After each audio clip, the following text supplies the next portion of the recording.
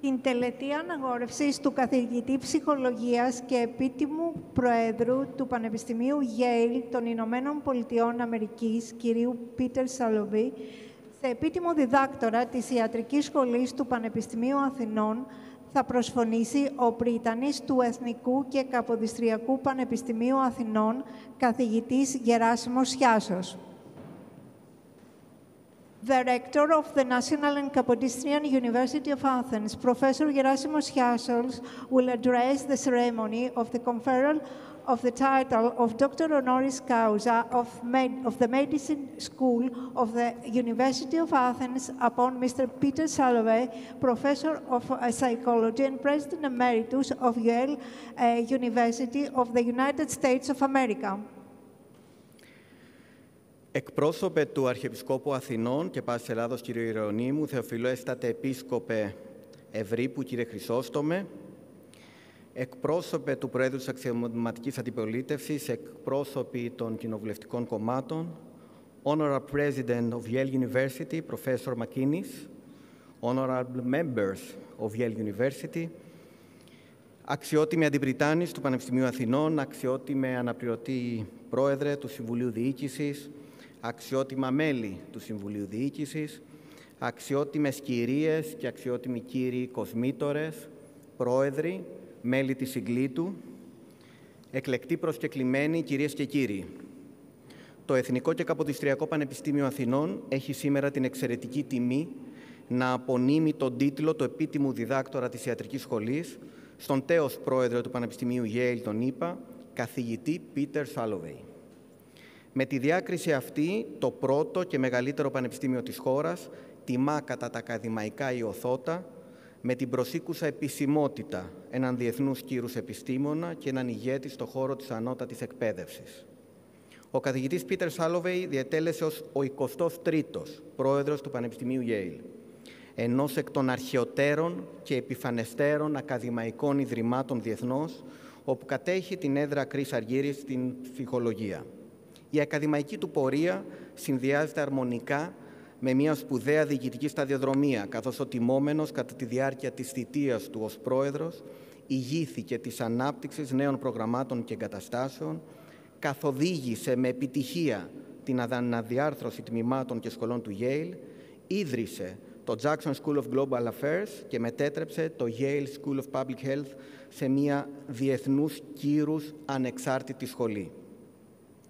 Στη διάρκεια της πορείας του προώθησε την καινοτόμο διδασκαλία και ενίσχυσε τις συνεργασίες του Yale με την Αφρική, την Ασία και πολύ πρόσφατα με το Πανεπιστήμιό μας, όπως θα αναφερθεί στη συνέχεια ο αναπληρωτής πρόεδρος του Συμβουλίου Διοίκησης του Πανεπιστημίου Αθηνών, καθηγητής κ. Νικόλαος Θωμαΐδης. Για τον τιμόμενο, η εξασφάλιση πρόσβασης στο Yale σε φοιτητές από όλο τον κόσμο, ανεξάρτητα από το οικονομικό τους υπόβαθρο, υπήρξε προτεραιότητα. Η ερευνητική του συνεισφορά είναι αξιοθαύμαστη. Από την ένταξή του στο Yale το 1986, μελέτησε τις συνδέσεις μεταξύ συναισθημάτων, επικοινωνίας και συμπεριφοράς, με ιδιαίτερη έμφαση στη συναισθηματική νοημοσύνη. Ο ρόλος του ήταν κομβικό σε πολλά προγράμματα του Yale, συμπεριλαμβανομένου του Εργαστηρίου Υγείας, Συναισθημάτων και Συμπεριφοράς, του Κέντρου Διεπιστημονικής Έρευνας για το AIDS και του Ερευνητικού Προγράμματος Πρόληψης και Ελέγχου του Καρκίνου. Ο καθηγητής Salovey δημιούργησε ένα ευρύ θεωρητικό πλαίσιο που ονομάζεται συναισθηματική νοημοσύνη, μαζί με άλλους σπουδαίους ερευνητές. Μία έννοια σταθμό στην ψυχολογική επιστήμη, η οποία συνέβαλε στην κατανόηση της σημασίας των συναισθηματικών δεξιοτήτων στην ανθρώπινη συμπεριφορά. Το επιστημονικό του έργο αποτυπώνεται σε περισσότερα από 12 βιβλία μεταφρασμένα σε 11 γλώσσες και σε εκατοντάδες άρθρα σε επιστημονικά περιοδικά και συλλογικούς τόμους. Αξίζει να σημειωθεί ότι για την έρευνα και τη διδασκαλία του έχει βραβευτεί με πολλά και σημαντικά διεθνή βραβεία. Το 2013 έγινε μέλος στην Αμερικανική Ακαδημία Τεχνών και Επιστημών και στην Εθνική Ακαδημία Ιατρικής. Η αφοσίωσή του στην επιστήμη, η απαρέγκλητη προσήλωσή του στις αρχές της ακαδημαϊκής αριστείας, η αδιάκοπη προσφορά του προς την κοινωνία και το όραμά του για μια ανώτατη εκπαίδευση ανοιχτή και καινοτόμο καθιστούν τον καθηγητή Salovey φωτεινό παράδειγμα και πηγή έμπνευσης για τη διεθνή επιστημονική κοινότητα και για τις επόμενες γενιές ακαδημαϊκών ηγετών. Με μεγάλη λοιπόν τιμή και χαρά υποδειχόμαστε και εμείς σήμερα στο Εθνικό και Καποδιστριακό Πανεπιστήμιο Αθηνών, στη χωρία των επίτιμων διδακτόρων, τον Πρόεδρο Salovey, ως επίτιμο διδάκτορα, και εκφράζουμε τις θερμότερες ευχαριστίες μας για όλα όσα προσέφερε. Στο πρόσωπό του τιμούμε παράλληλα το κορυφαίο Πανεπιστήμιο Yale για την τεράστια παγκόσμια συνεισφορά του στην εκπαίδευση και την έρευνα.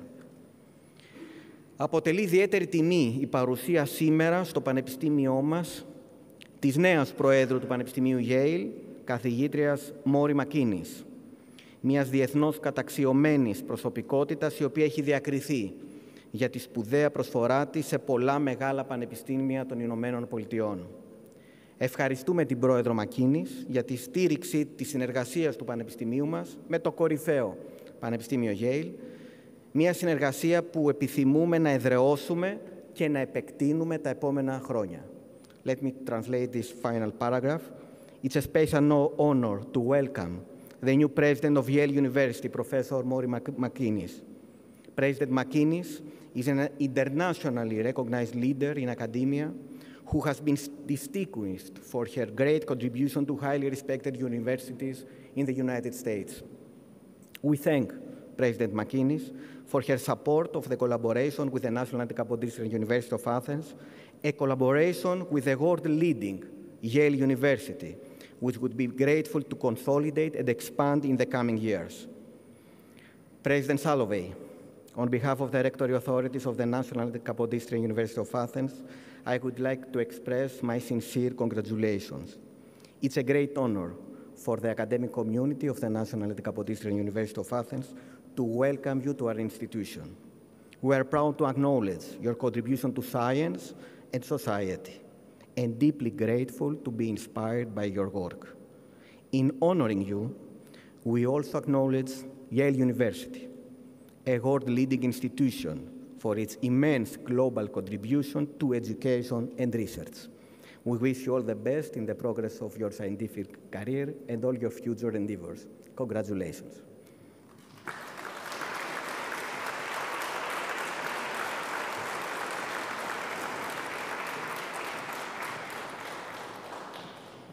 Παρουσίαση του έργου και της προσωπικότητας του τιμωμένου από τον αναπληρωτή Πρόεδρο του Συμβουλίου Διοίκησης του Πανεπιστημίου Αθηνών, καθηγητή Νικόλαο Θωμαΐδη.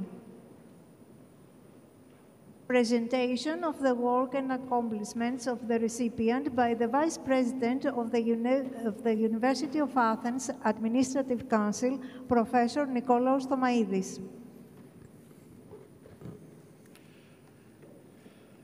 Your Excellency, President of Yale, Rector of the University of Athens, Rector of the National Technical University of Athens, Rector of the Harokopion University, representatives of our chairs of our parliament, dear distinguished guests, delegation from Yale and Yale leadership and Yale Club of Greece, dear vice rectors, deans, professors, students, dear friends, dear President Emeritus Salovey, it is a great honor and a deep personal pleasure today to present the professional life and achievement of your career on the occasion of your nomination as a honorary doctorate of the Department of Medicine of the National and Capodistrian University of Athens.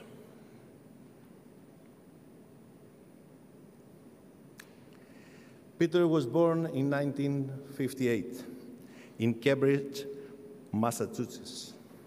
He is the oldest child of Elaine Salovey, who was a registered nurse, and Ronald Salovey, who was a polymer chemist, a material chemist, a professor at the University of Southern California. In 1976, Peter graduated from Rolling Hills High School in Rolling Hills Estate, California. He attended Stanford University, where he received a Bachelor of Arts with a major in psychology and a Master of Arts in sociology, with departmental honors and university distinction in 1980. Peter moved to New Haven, Connecticut, to pursue master and doctoral studies in psychology at Yale University, where he received his PhD in 1986. Salovey joined the Yale Department of Psychology and appointed professor of psychology in 1995, and he has also secondary faculty appointments in School of Public Health, School of Management, Department of Sociology,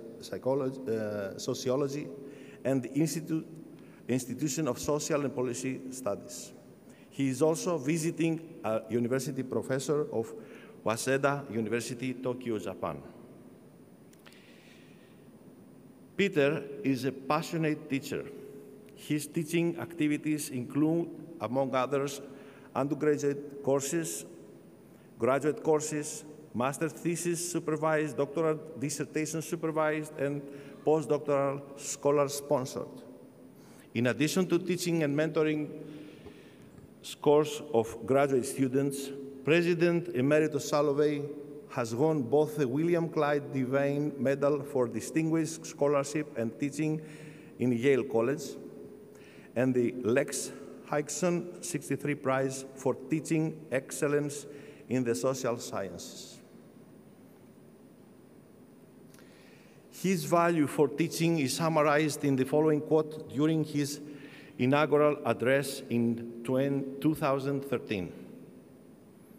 Peter said, "Among the many treasures of Yale University, from the most ancient manuscripts to the most contemporary scientific discoveries, it is our students who are the greatest treasure of all."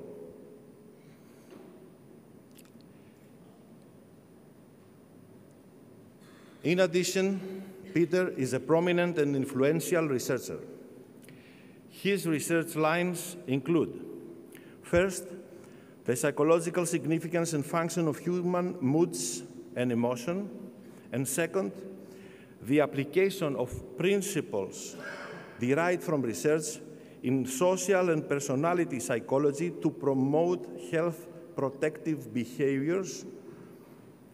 His first research line resulted in introducing emotional intelligence, studying the connection among emotion, health communication, and health behavior.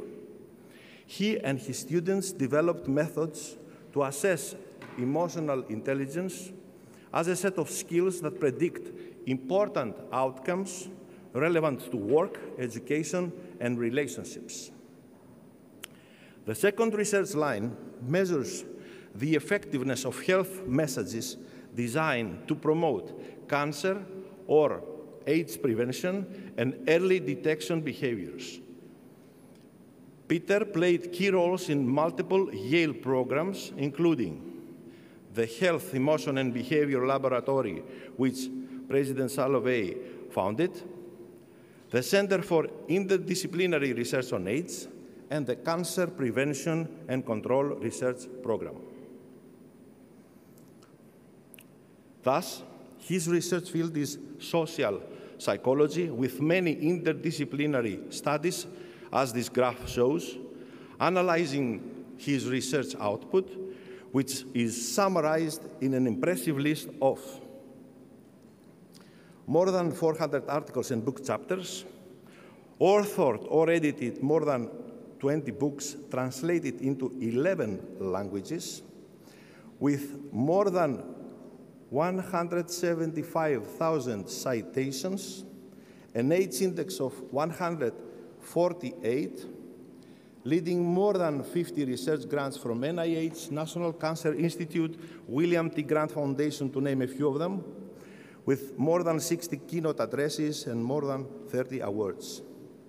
His pioneering work on emotional intelligence was published in Imagination, Cognition, and Personality in 1990, along with John D. Mayer, and has been cited nearly 50,000 times. More than 30 additional articles have more than 1,000 citations each. It is an impressive research output.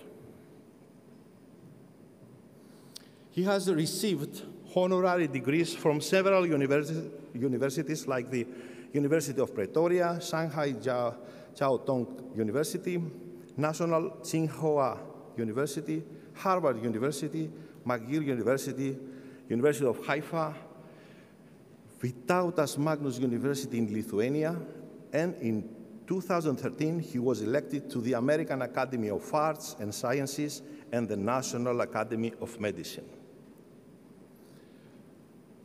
President Emeritus Salovey is an influential leader. As Yale's 23rd president, Salovey has led the university toward a vision of unity, accessibility, innovation, and excellence. Prior to becoming president, President Emeritus Salovey served as the provost of Yale University from 2008 to 2013, and as provost, he facilitated strategic planning and initiatives such as enhancing career development and mentoring opportunities for all Yale faculty members, promoting faculty diversity, creating the Office of Academic Integrity, establishing the university-wide Committee on Sexual Misconduct, developing the West Campus, and overseeing the university budget during the global financial crisis. Other leadership roles at Yale have included serving as chair of the Department of Psychology, dean of the Graduate School of Arts and Science, and dean of Yale College.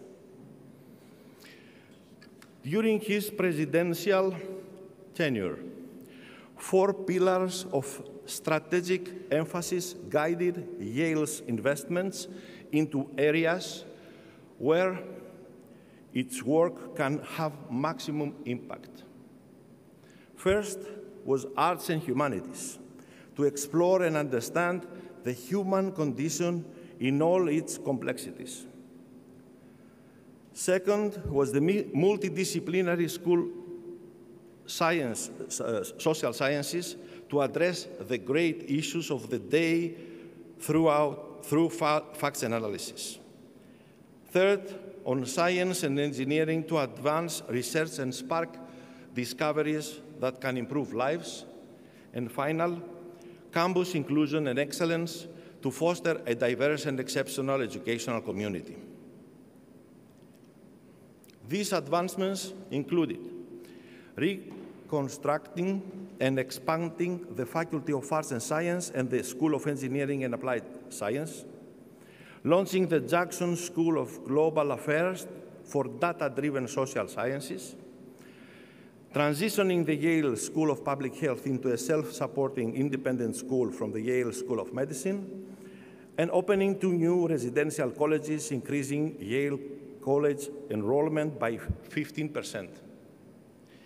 He also advanced innovative teaching on campus, amplified Yale's partnerships in Africa, Asia, and other parts of the world, and enhanced multidisciplinary collaboration and entrepreneurial opportunity for faculty and students. President Emeritus Salovey remains committed to improving access to a Yale education for students worldwide, regardless of their financial background. Students from every walk of life can take advantage of a Yale education thanks to programs making it more affordable for undergraduates, graduate students, and professional students. The student population increased substantially in the past decade, thanks to efforts to find outstanding scholars for all backgrounds. The number of incoming undergraduate students from lower-income households and first-generation students has doubled since 2013. The size, diversity, and excellence of the faculty have grown as well. The number of Yale faculty members rose from almost 4,000 in 2013 to 5,500 in 2023, with newly hired ladder faculty from underrepresented backgrounds more than doubling from 80% in 2013 to 20% in 2022. During the Salovey years, 4 Yale faculty members received Nobel Prizes, while 55 Yale faculty were elected to the American Academy of Arts and Sciences, 29 to the National Academy of Sciences, and 26 to the National Academy of Medicine. During Salovey's presidency, Yale has reinforced and expanded its support of New Haven and its residents in many ways, the city where he and his wife, Marta Elisa Moret, have lived since their student days for over 40 years. In 2021, Yale announced a 6-year, $135 million investment in New Haven, including the New Haven Hiring Initiative, the Pennington Fellowships for New Haven Youths, and the New Haven Promise Scholarship Program, among other initiatives, increasing the impact of Yale at society. Of course, there is always a marvelous partner besides Professor Emeritus Salovey. Mrs. Moret first met President Emeritus Salovey in 1983 at a meeting of the Graduate and Professional Student Senate. He was the newly elected president, and she was Vice President of Communication. They made a good team, good chemistry, I would say. Evidently, they married in 1986. Mrs. Moret, a 1984 graduate of the Yale School of Public Health, is the president of Urban Policy Strategies, which provides program evaluation and technical assistance to community-based health organizations, among other professional activities. She chairs the board of campaign school at Yale and serves on the board of the Fairhaven Community Health Center. She received also several awards, among them the recognition for outstanding service from the Yale Club of New Haven, and she also received the prestigious Elm Ivy Award in April 2024. In this picture, Marta, Peter, and Mayor Eliker getting this award. Summarizing this incredible career, President Emeritus Salovey is an influential leader, partner, and friend. Thanks to his leadership and vision, Yale is a strong position financially, academically, and strategically. During his inaugural address, Salovey declared his ambition to create a more unified Yale, a more accessible Yale, a more innovative Yale, and an even more excellent Yale. He has succeeded in every measure. His happiness and gratitude for his career is summarized in the following quote, and perhaps because I have spent my career studying human emotions, I know what I'm feeling right now: gratitude. I am immensely grateful for the joy my career as a scholar has brought me. I'm grateful for the many opportunities I have had to learn from brilliant colleagues and gifted students, to find beauty and meaning at my doorstep and around the world. For all these reasons, it is a great honor and pleasure for me, but I'm sure also speak on behalf of the rector and the members of our leadership and whole the university to welcome President Emeritus Salovey to the honorary doctors of the University of Athens. We are looking forward to a firm, creative, and fruitful collaboration. As it has been said during his presidency, dear Peter, thank you very much for all your achievements in science and administration, and please accept our most sincere congratulations and welcome. Thank you very much.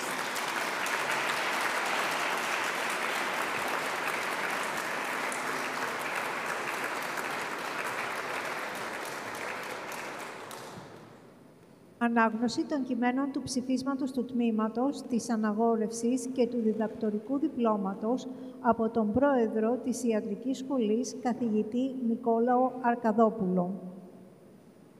Reading of the department citation, the conferring documents and the diploma by the President of the Medical School, Professor Nikolaos Arkadopoulos. Εθνικών και Καποδιστριακών Πανεπιστήμιων Αθηνών. Ψήφισμα του Τμήματος Ιατρικής της των Επιστημών της Υγείας Σχολής. Τύχη αγαθή, πριτανεύοντος εν το Αθήνησιν Εθνικό και Καποδιστριακό Πανεπιστημίο, Γερασίμου Δέλτα Σιάσου, κοσμητεύοντος εν των Επιστημών της Υγείας Σχολή, Εμμανουήλ Α. Πικουλή, και προεδρεύοντος εν το της Ιατρικής Τμήματι Νικολάου Φ. Αρκαδοπούλου, έδοξεν ομοφόνος στο τμήματι, Πίτερ Salovey, τα του ασκληπιού έργα μέγιστα επιστάμενων, την ιατρικήν επιστήμην έργοτε και συγγράμμαση προαγαγόντα, και την εαυτού φιλανθρωπίαν πολλαχή επιδειξάμενων, προσδετούτης εύνουν την πατρίδη διατελούντα, επενέσετε αυτόν και του της ιατρικής τμήματος διδάκτορα επίτιμον αναδείξε. Το δε ψήφισμα τόδε εις μεμβράναν αναγράψε και τον του τμήματος πρόεδρον δημοσία εν τη αιθούση τη μεγάλη αναγνώντα και τα στιμάς ανυπώντα, επιδούνε αυτό ή ανημέρα η αναγόρευσης γέννηται, καθάνε νόμιστε. Εγένετο Αθήνηση μηνός Οκτωβρίου 1η και 30η έτους 3ου και 20ου και δυσχυλιοστού από Χριστού γεννήσεως. Ο του της Ιατρικής Τμήματος, Πρόεδρος Νικόλαος Φ. Αρκαδόπουλος.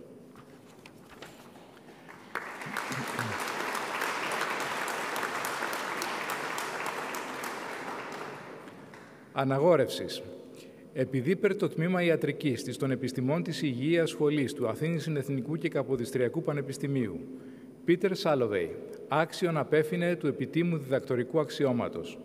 Η δε της των Επιστημών της Υγείας Σχολή τούτα παιδέξατο και ο πρίτανης της Σχολής γνώμη επινεύει, διατάφτα εγώ, Νικόλαος Φ. Αρκαδόπουλος, καθηγητής της Γενικής Χειρουργικής, νύντε του Τμήματος Ιατρικής Πρόεδρος, χρώμενος στη δυνάμει, ειν παρά των Πανεπιστημιακών Νόμων και του Τμήματος Έχω Λαβών, Πίτερ Salovey, επίτιμο διδάκτορα του Τμήματος Ιατρικής της των Επιστημών της Υγείας Σχολής του Αθήνησιν Εθνικού και Καποδιστριακού Πανεπιστημίου, δημοσία αναγορεύω, και πάσα σε αυτό τας προνομίας, στα στο πανεπιστημιακό τούτο αξιώματι παρεπομένας απονέμω. Εγένετο Αθήνηση μηνός Ιουνίου 5η και 10η έτους 5ου και 20ου και δυσχυλιοστού από Χριστού γεννήσεως. Ο του της Ιατρικής Τμήματος Πρόεδρος Νικόλαος Φ. Αρκαδόπουλος. Ελληνική Δημοκρατία. Πριτανεύοντος εν το Αθήνησιν Εθνικό και Καποδιστριακό Πανεπιστημίο. Γερασίμου Δέλτα Σιάσου, καθηγητού της Καρδιολογίας Μοριακής Καρδιολογίας. Κοσμητευούσης εν τη των Επιστημών της Υγείας Σχολή. Παγώνας Δέλτα Λάγιου, δικαθηγητρίας της Υγιεινής Επιδημιολογίας. Προεδρεύοντος εν το της Ιατρικής Τμήματι Νικολάου Φ. Αρκαδοπούλου, καθηγητού της Γενικής Χειρουργικής, Πίτερ Salovey, αποδόγματος ομοθήμου της των Επιστημών της Υγείας Σχολής, εις τους επιτίμους διδάκτορας εγκρίνομεν, μηνός Ιουνίου 5η και 10η έτους 5ου και 20ου και δυσχυλιοστού από Χριστού γεννήσεως. Ο πρίτανης Γεράσιμος Δέλτα Σιάσος, η κοσμήτωρ Παγώνα Δέλτα Λάγιου, ο του της Ιατρικής Τμήματος Πρόεδρος Νικόλαος Φ. Αρκαδόπουλος.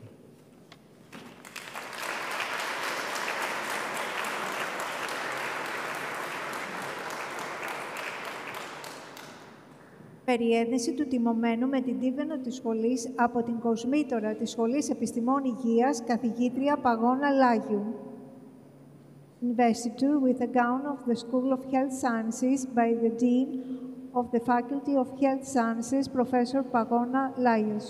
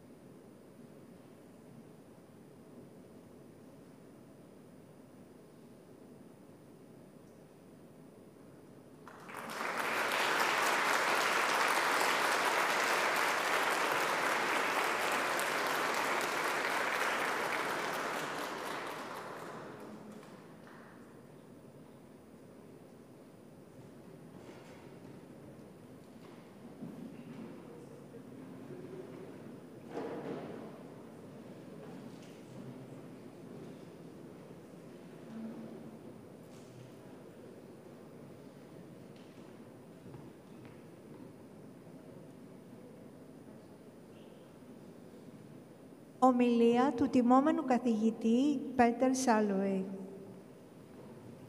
Lecture by the recipient, Professor Peter Salovey.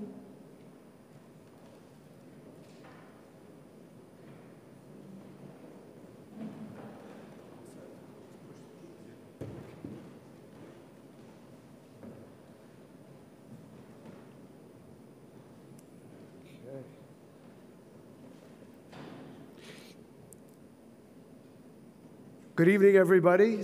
Thank you for being here today. To the rector, the vice rectors, the deans, the faculty members, students, thank you for bestowing this honor on me and especially my university.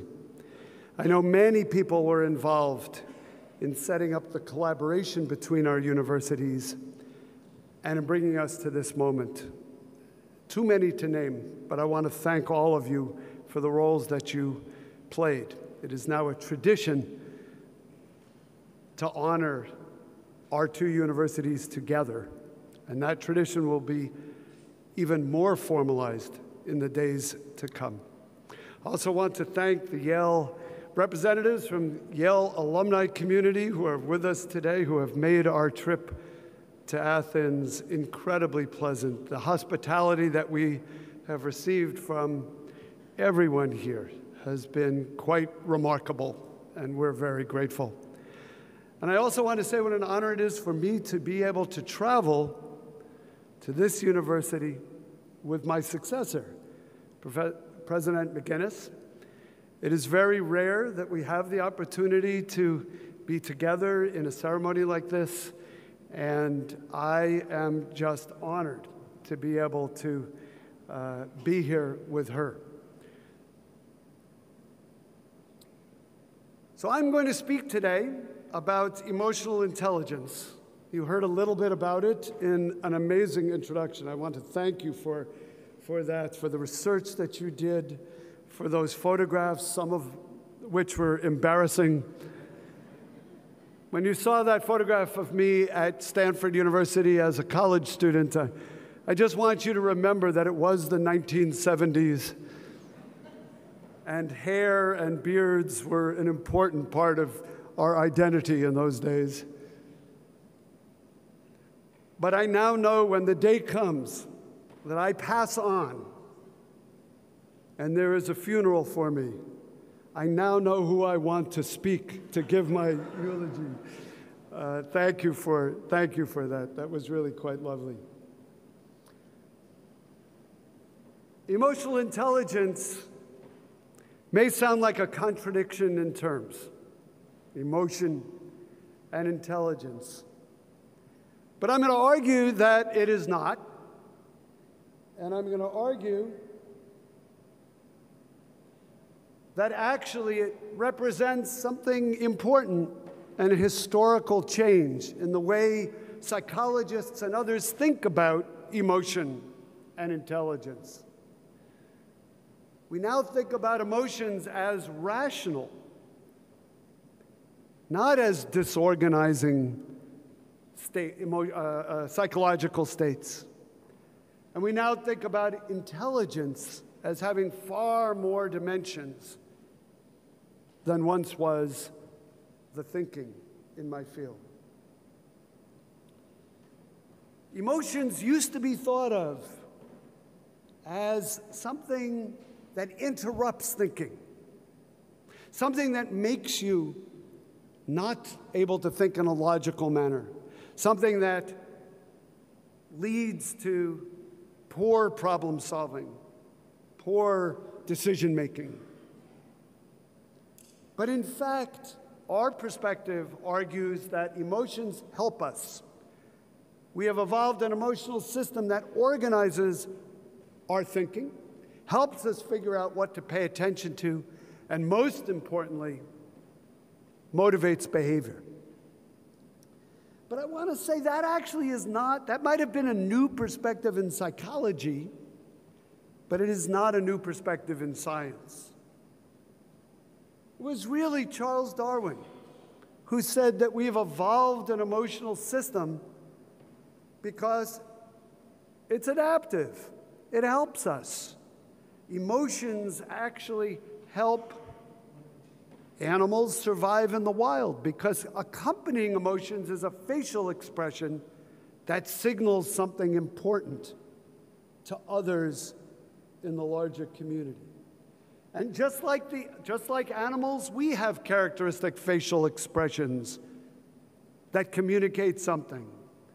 While in an animal, the showing of the teeth in anger might signal, I'm going to bite you, so you better stop doing what you're doing that is angering me.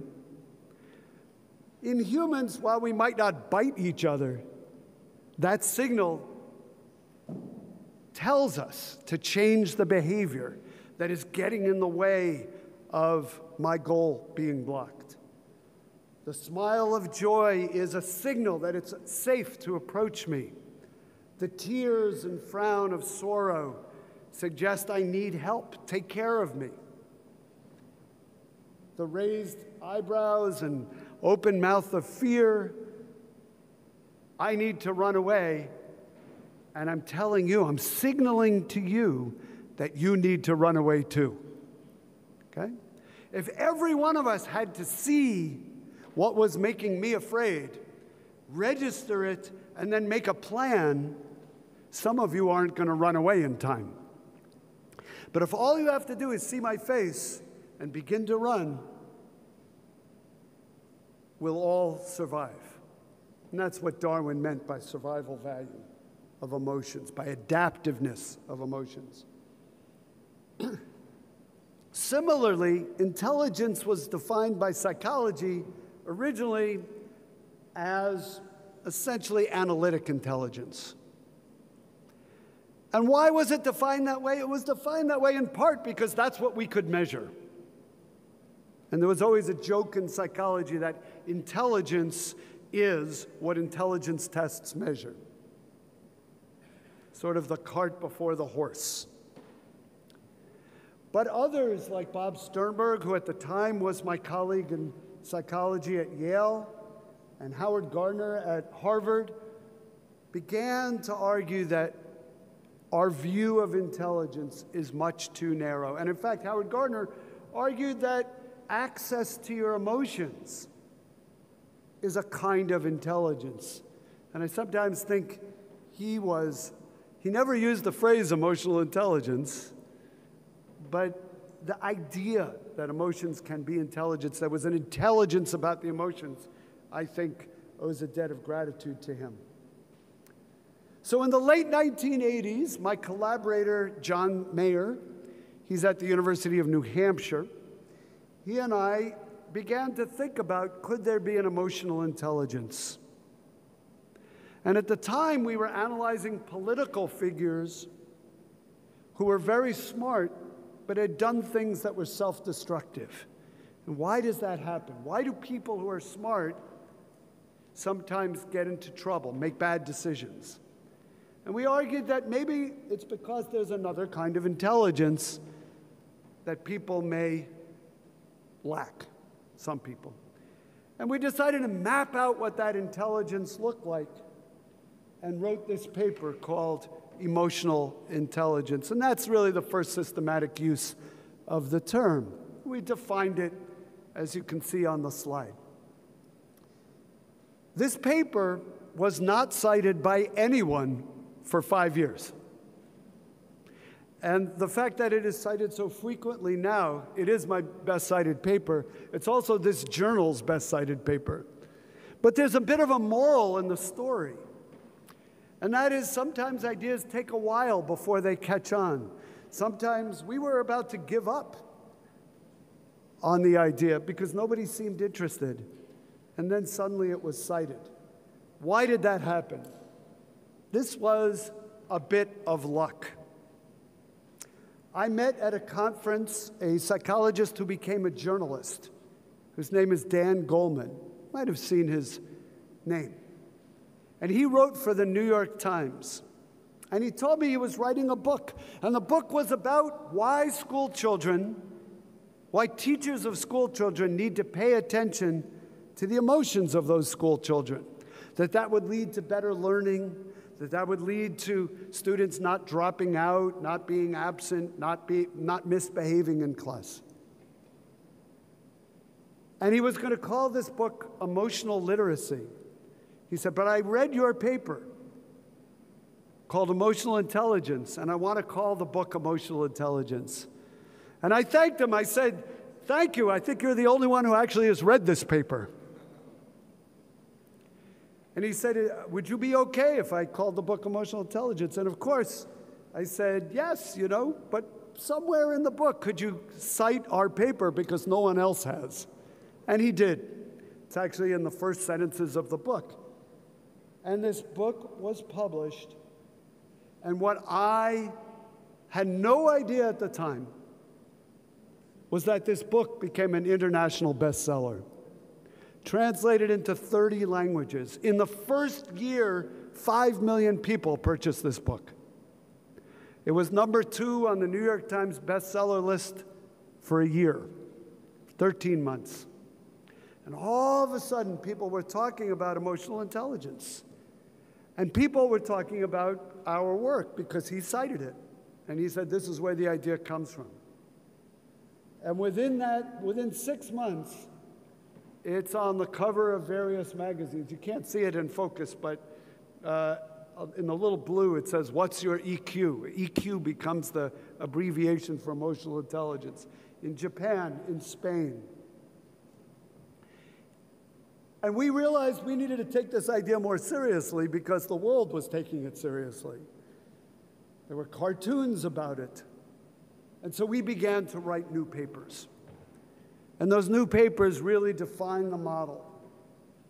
And it defined the model as having 4 basic skills. 4 skills that if you had them, you could benefit from the data that emotions provide you and make better decisions and have better social relationships and live a more adaptive life.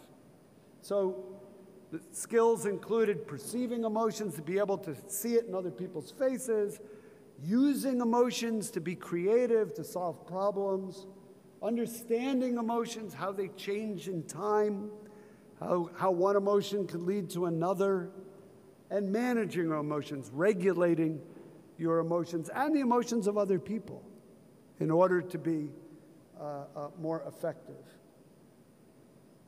And we argued a little bit provocatively that emotional intelligence was a standard intelligence, just like the kind that IQ measures, that they inform cognition, and that they motivate adaptive behaviors, behaviors that are going to help us in the world.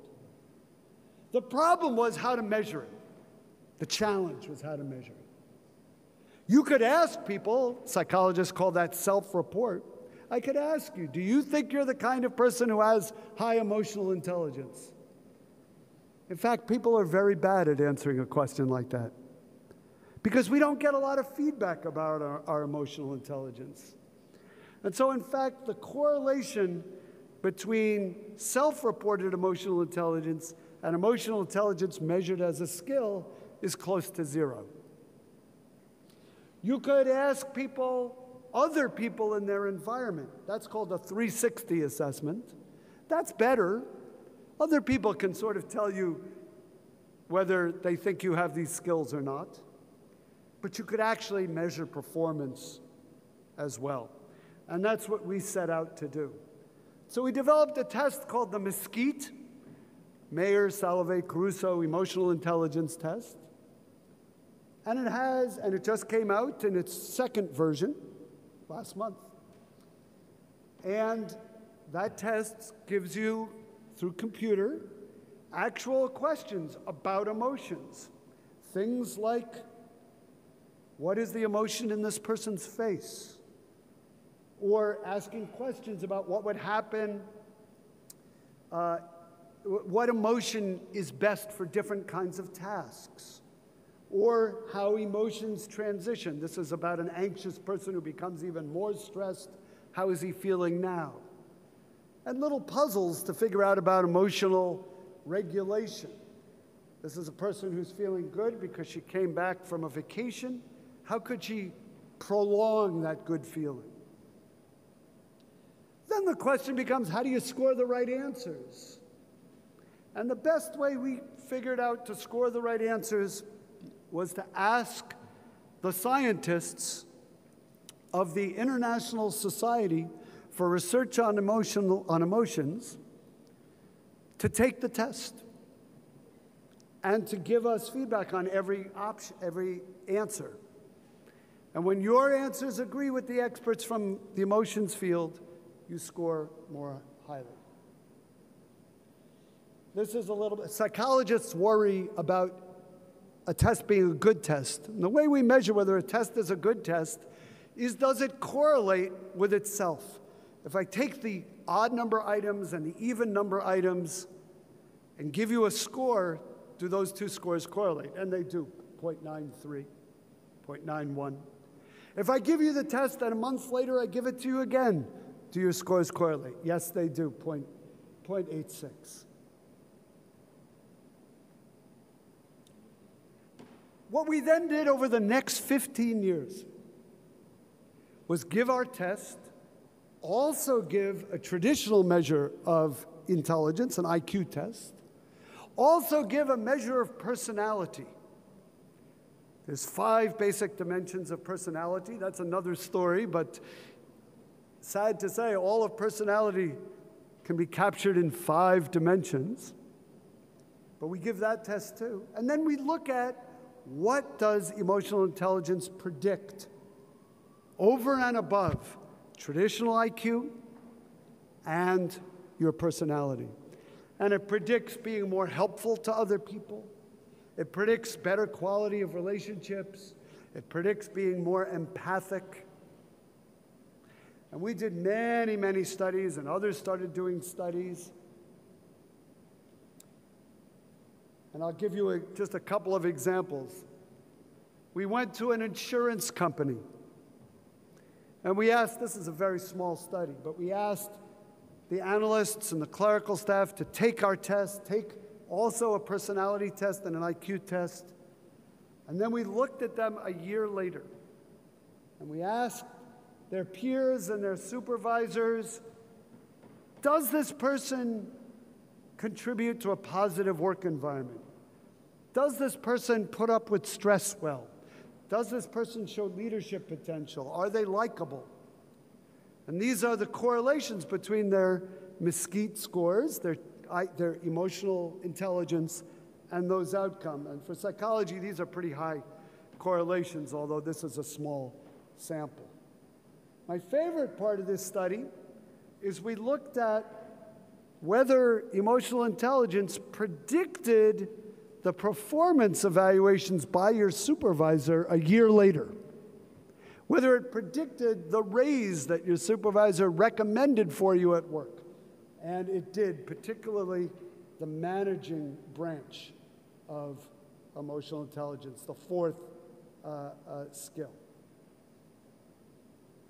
We did studies in the lab, brought people to the lab, asked them to interact with a stranger, and then asked the stranger to rate how interested this person seemed in them, how competent this person seemed, whether they asked a lot of questions, whether they listened to them. Again, the people higher in emotional intelligence do better as rated by the stranger. We had groups working to solve problems. Who emerges as the leader of those groups? Well, the person with higher Mesquite scores. They seem to have more strategic vision. They articulate new ideas. They generate other opportunities for others to contribute.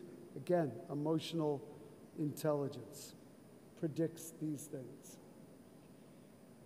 Finally, one of my favorite studies, we worked with an investment company, a company that manages many retirement portfolios around the world. It's maybe you know the Vanguard company. That's who did this study with us. And we looked at how emotional intelligence predicts the investment decisions that people make about their retirement portfolio. And what happens, the most interesting findings, a lot of findings, the most interesting one, if you are not able to manage your emotions well, you make more trades in your retirement portfolio. I think you're reacting to news, you're reacting to your mood, you're reacting to what other people say to you. In general, being a passive investor in these Vanguard funds is going to be better for you. Just sitting tight. Most people don't make good decisions when they respond to emotional events. And that's what they did. Finally, we started to look at the brain. And this is a very early study for brain science. There's much better work now. But it identified a part of the brain called the frontal pole that's activated when you try to solve a social reasoning problem, a problem about other people and your relationship to them. And what we found is that people who score higher on the Mesquite, you give them a social problem, and they show less prolonged activity in that part of the brain. Why is that? I like to think it's because they don't have to work as hard to solve the problem. Their brain doesn't have to crunch away, crank away at this problem. Finally, there is now a center at Yale called the Yale Center for Emotional Intelligence, and it's basically run by former students and postdocs of mine who now are faculty members at Yale.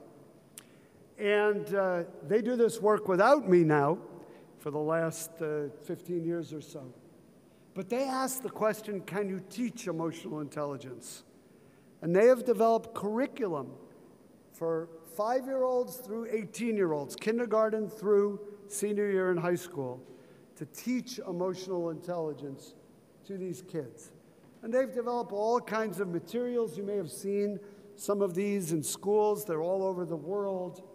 The curriculum has the acronym RULER, and we know that students who go through this curriculum have better grades and are better behaved in school. This is just one of the many studies that's been done. This was done in 15 classrooms, 6th and 7th graders. The classroom climate is better in these classrooms that teach emotional intelligence. And, and the, let's see if I can go back to this.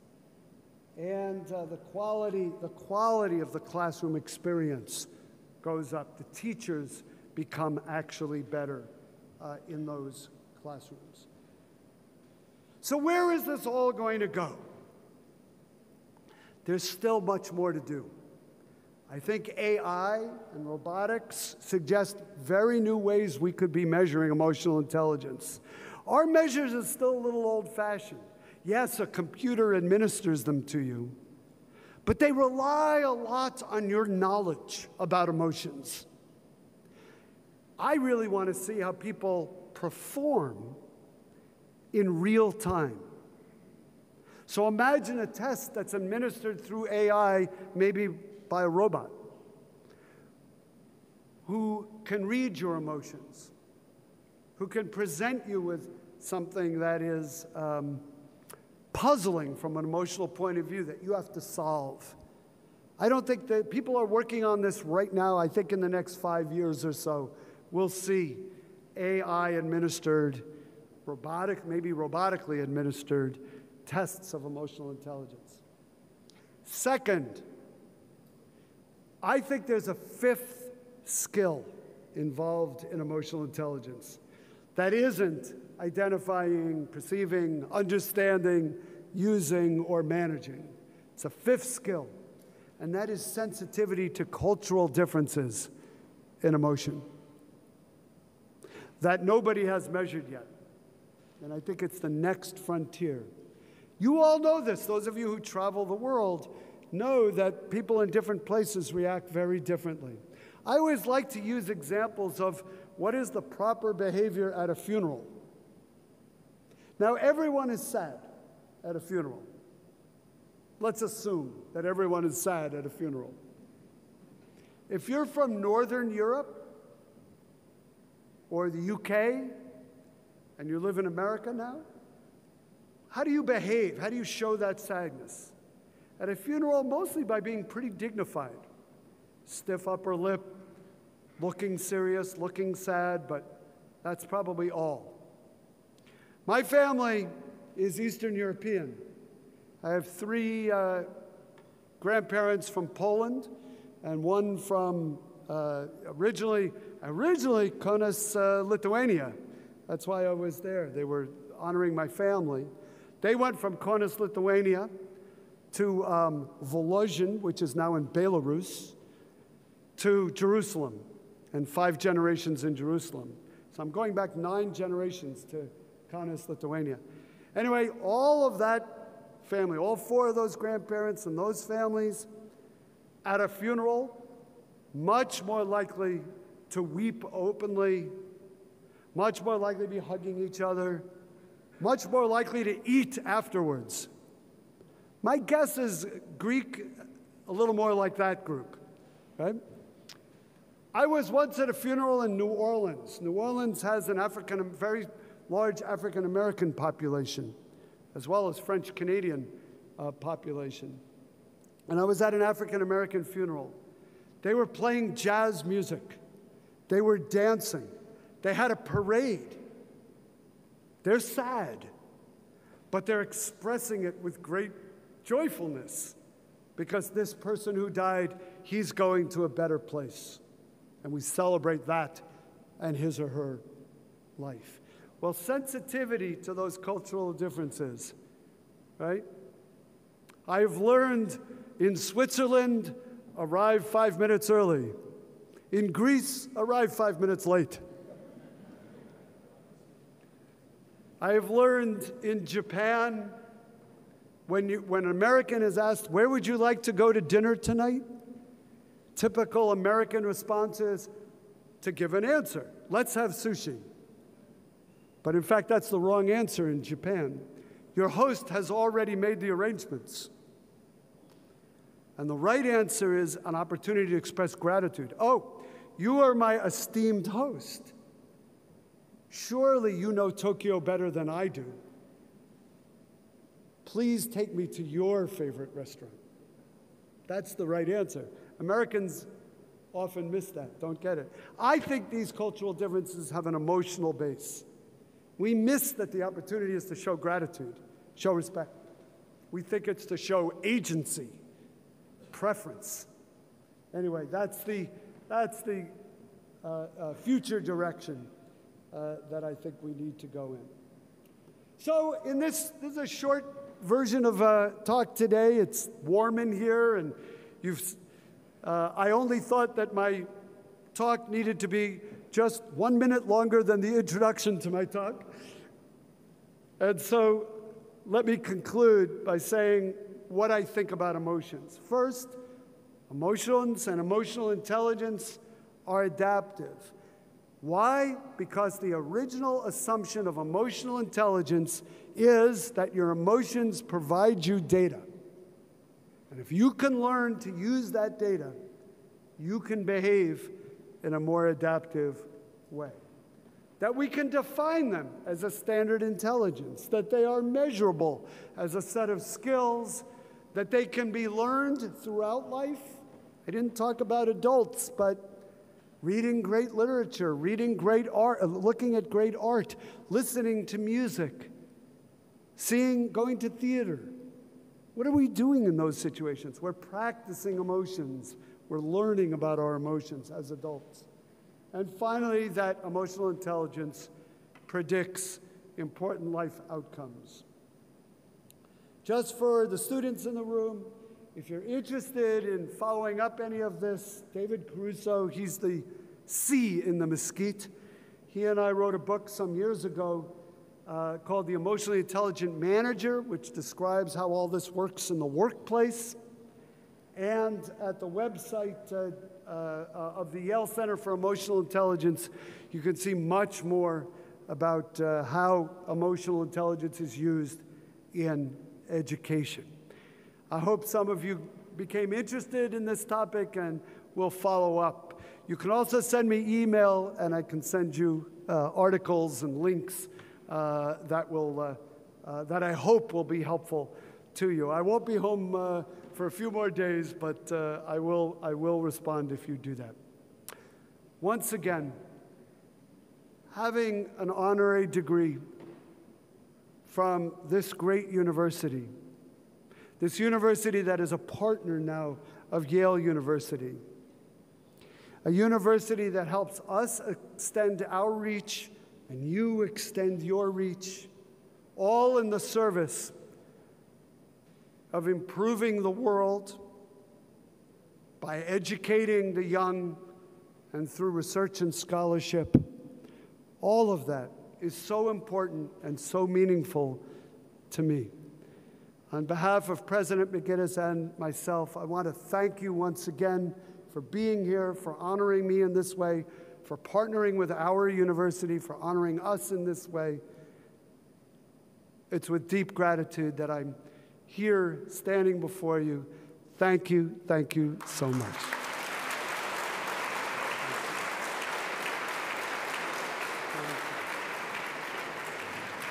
Thank you very much.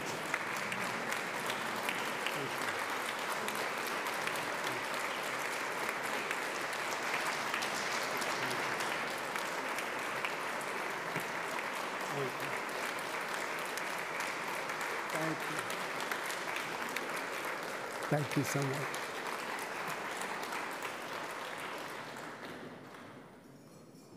Πέρας της εκδήλωσης, ευχαριστούμε πολύ για την παρουσία σας. End of the ceremony. Thank you very much for your attendance.